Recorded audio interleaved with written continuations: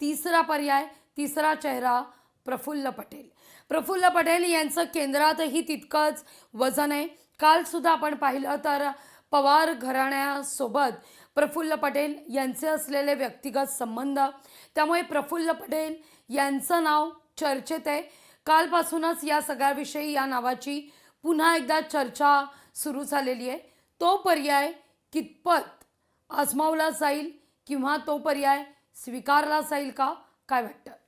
प्रफुल्ल पटेल हे नाव आपण म्हणताय त्याप्रमाणे खरंच मोठं आहे, ज्येष्ठ नेतृत्व आहे, पक्षाची धुरा त्यांच्याकडे जाण्याची शक्यता तशी नाकारता येत नाही. पण त्याच्यामध्ये पुन्हा काही कारणं आहेत आणि ती कारणं म्हणजे प्रफुल्ल पटेल अजितदादा पवारांबरोबर आले असले तरी त्यांची शरद पवारांबरोबरची जवळीक आत्तापर्यंतची ही लपलेली नाही. एक बघा, काका पुतण्या एकत्र असणं स्वाभाविक आहे, कौटुंबिक नातं आहे.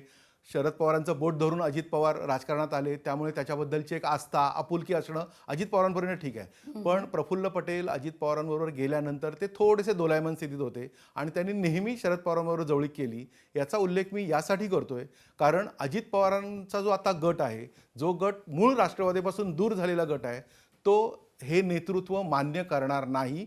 कारण परत एक भीती आहे, कारण अजित पवारांचा जो गट आहे त्यांचं असंच म्हणणं आहे की आपण स्वतंत्रच राहावं. आता जरी जे अजित पवारांची शेवटची इच्छा होती की कदाचित भविष्यामध्ये दोन राष्ट्रवादी एकत्र येतील, त्या दोन राष्ट्रवादी एकत्र जरी आल्या तरी त्याच्यामध्ये सर्व नेतृत्व हे अजित पवारांचंच असेल. घड्याळाच्या चिन्हावरतीच शरद पवारांच्या लोकांनी निवडणूक लढवावी इथपर्यंत ती चर्चा झाली होती.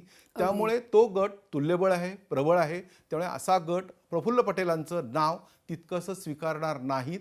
आणि एक महाराष्ट्राचं जर संपूर्ण आपण राजकारण बघितलं तर प्रफुल्ल पटेल यांचं कार्यक्षेत्र तसं मर्यादित आहे.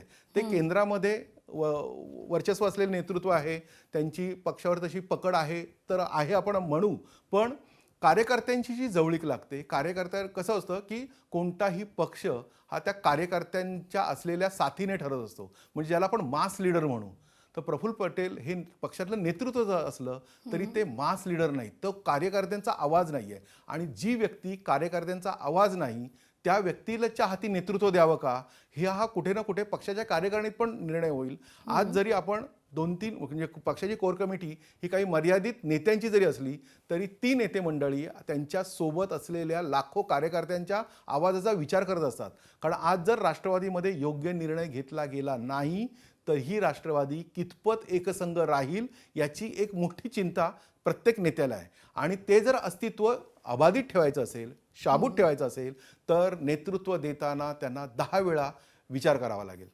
अगदी फार महत्त्वाचं खरं तर तुम्ही या ठिकाणी मुद्दा उपस्थित केला की ही आपण म्हणूया निर्णायक वेळ राष्ट्रवादीवर आलेली आहे.